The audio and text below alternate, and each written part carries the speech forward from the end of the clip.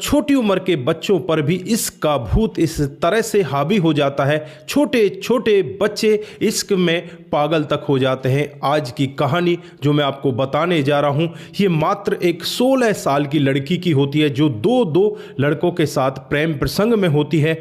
और जब एक लड़के से उसका मन ऊब जाता है तो यहाँ पर होता है इतना बड़ा कांड कि कभी आप कल्पना भी नहीं कर सकते। दोस्तों, अगर आप लोग पूरे मामले को डिटेल से जानना चाहते हैं तो वीडियो को जरा सा भी स्किप ना करें, लास्ट तक वीडियो को जरूर देखिएगा। आगे बढ़ने से पहले हमारी वही रिक्वेस्ट कि जो हमारे चैनल के साथ नए हैं कृपया करके चैनल को फॉलो कर लें, बेल आइकन को जरूर प्रेस करें। नमस्कार, जय हिंद। आप देख रहे हैं APH न्यूज राहुल रावत के साथ। दोस्तों, आज की जो हकीकत की घटना आज मैं आपको बताने जा रहा हूं, ये उड़ीसा के संबलपुर जिले के अंदर एक थाना पड़ता है, क्षेत्रपालपुर थाना, और उसी के अंतर्गत एक गांव है। उसी गांव में रहने वाला रामानंद दास, जिसकी एक बेटा होता है जिसका नाम अभय होता है। उम्र लगभग ऐसी ही 19 साल के करीब होती है। 8 दिसंबर की सुबह सुबह का वाक्य होता है जब ये अपनी स्कूटी को लेकर घर से निकलता है और उसके बाद ये घर वापस लौटता ही नहीं। दोपहर का समय हो जाता है।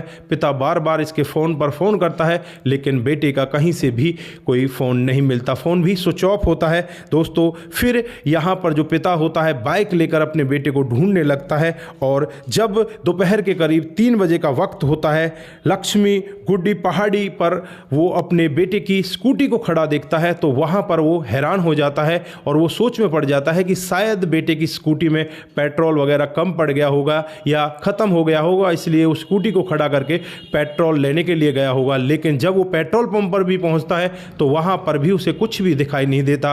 पिता बहुत ही ज़्यादा परेशान हो जाता है। परेशान होकर अब वो सोच में पड़ जाता है कि कहीं ऐसा ना हो जो अंदर पहाड़ी है उस पर बेटा चला गया हो। फिर वो पहाड़ी के अंदर जाता है, लगभग 100 मीटर के दूरी पर ही जाता है तो वहाँ बेटे की चप्पल पड़ी हुई देखता है।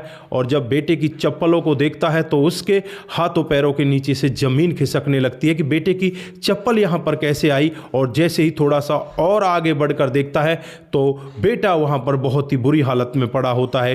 दोस्तों, यहाँ पर पिता के तो हाथों पैरों के नीचे से जमीन ही खिसक गई, मानो कि उसका सब कुछ लुट चुका है। दोस्तों, आनन फानन में ही वो एम्बुलेंस बुलाता है, पुलिस को खबर करता है और यहाँ पर एम्बुलेंस से जब अपने बेटे को लेकर हॉस्पिटल में पहुँचता है तो वहाँ पर बेटे की सांसें बंद हो जाती हैं। दोस्तों, अब पिता की हालत बहुत ही ज़्यादा दयनीय हो जाती है। पिता यहाँ पर रोता है, बिलखता है, चीखता है, चिल्लाता है। पुलिस भी यहाँ पर मौके पर पहुँच जाती है।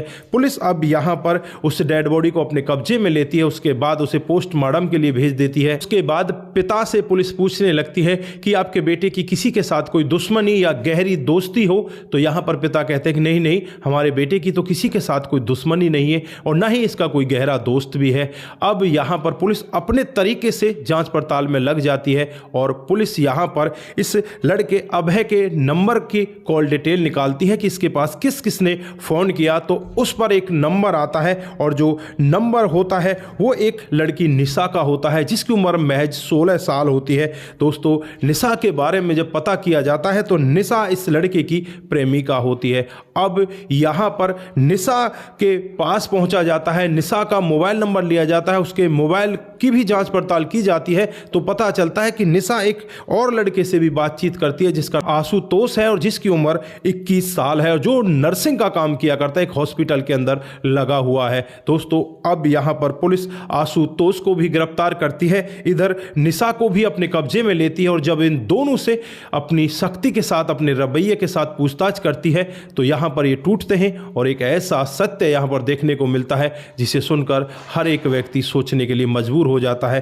दोस्तों, दरअसल जो ये लड़की होती है निशा, आज से 2 साल पहले इस अभय के साथ प्यार प्रसंग में होती है और इसके साथ इसका प्यार प्रसंग लगातार चल रहा होता है। लेकिन बीच में इन दोनों की आपस में लड़ाई हो जाती है और जो यहाँ पर लड़की होती है उस लड़के को ब्लॉक कर देती है, लड़का भी लड़की को ब्लॉक कर देता है। लेकिन उसके बावजूद फिर ये दोनों मिल जाते हैं। लेकिन एक दिन का वाकया होता है जब लड़की नज़दीकी हॉस्पिटल में जाती है तो वहाँ पर उसकी जो आंखें हैं वो आशुतोष से मिलती हैं। आशुतोष देखने में भी सुंदर होता है, उसके पास पैसा भी होता है, उसके पास नौकरी भी होती है। अब यहाँ पर इस लड़की को लगता है कि इससे बेहतर ये आशुतोष होगा। फिर ये आशुतोष के साथ प्यार प्रसंग में हो जाती है। हालांकि यहाँ पर आशुतोष को नहीं पता होता कि इस लड़की का पहले भी कोई प्रेमी है, और फिर यहाँ पर धीरे धीरे समय बीतता है। समय के हिसाब से ही जब अभय को पता चलता है कि ये लड़की किसी दूसरे लड़के के साथ प्यार प्रसंग में है, तो यहाँ पर अभय उसे डराने लगता है, धमकाने लगता है, कहने लगता है कि तेरे वीडियोग्राफ मेरे पास हैं, तेरे फोटोग्राफ मेरे पास हैं, अगर तूने ज़्यादा उछलने की कोशिश की तो मैं तेरे पर काट दूंगा, तुझे ज़्यादा उड़ने की ज़रूरत नहीं है, तू वहीं रहे जहाँ पर अभी तक रहती आई, तू मेरी प्रेमिका है और मेरी ही बनकर रहे, अगर तू किसी और की बनने की कोशिश करेगी तो तुझे मैं यहाँ वायरल कर दूंगा। दोस्तों, अब यहाँ पर ये लड़की बहुत ही तेज़ी के साथ घबराने लगती है, घबराकर ये सब बातें अपने प्रेमी आशुतोष को बताती है, और फिर यहाँ पर आशुतोष और ये लड़की मिलकर एक प्लान बनाते हैं। प्लान के तहत ही यहाँ पर 8 दिसंबर को सुबह सुबह ये लड़की इस लड़के के पास फ़ोन करती है और इससे मिलने के लिए इसे पहाड़ी पर बुलाती है, जो लक्ष्मी गोटी पहाड़ी होती है वहाँ पर ये लड़की इसे मिलाती है। पहले ही अपने साथ प्लानिंग के तहत कोल्ड ड्रिंक लेकर आती है और उस कोल्ड ड्रिंक में कुछ नशीली दवाएं मिलाकर रखती है जो आशुतोष ने इसे दी होती हैं। दोस्तों, अब यहाँ पर ये लड़की इससे पहले तो काफ़ी सारी प्यार भरी बातें करती है, और बातें करने के बाद इसे कोल्ड ड्रिंक परोसती है। ये लड़का बिना कुछ सोचे समझे कोल्ड ड्रिंक पी लेता है, और जैसे ही कोल्ड ड्रिंक पीता है ये नशे में झूम जाता है, इसकी आंखें बंद होने लगती। तभी ये लड़की एक सर्जिकल ब्लेड अपने साथ लेकर आई थी, उस सर्जिकल ब्लेड को यहाँ पर इस लड़के की गर्दन पर चला देती है और अपने इस दूसरे प्रेमी आशुतोष को फ़ोन करती है कि आधा काम तो मैंने कर दिया है, अब आधा काम तुम यहाँ पर कर दो। आशुतोष यहाँ पर आता है और फिर पत्थर उठाता है, पत्थर उठाकर इस लड़के के सर में देकर मारता है, और फिर ये दोनों इस लड़के को वहाँ से उठाकर पहाड़ियों से नीचे फेंक देते हैं। दोस्तों, जब यहाँ पर इसका पिता आता है तो इस लड़के की अंतिम सांसें चल रही होती, थोड़ी बहुत सांसें इसके अंदर थी, ये बोल भी नहीं पा रहा था, लेकिन आनंद फानंद में पिता इसे हॉस्पिटल लेकर जाता है और वहाँ जाने के बाद डॉक्टर साहब इसे मृत घोषित कर देते हैं। दोस्तों, जब पुलिस वाले पूरा मामला सुन रहे होते हैं तो पुलिस वाले